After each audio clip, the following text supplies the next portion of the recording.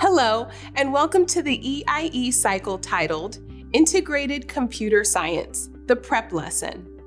By engaging in this cycle, you will explore the foundational lesson for all computer science essentials units. This lesson will ask the questions that all problem solvers need to answer when they work with computers. What is a computer, and why do people use them? Your students have used computers before, but this may be a new way of thinking about them.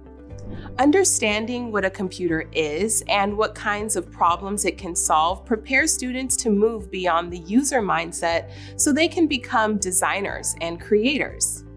Computers are sometimes seen as magical things that can solve problems on their own. This lesson demystifies computers and shows the critical importance of human problem solvers. Be sure to play this video to the end before moving on to the Reflect section, where you'll explore the prep lesson.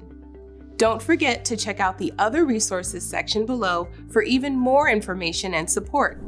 Enjoy your prep lesson experience.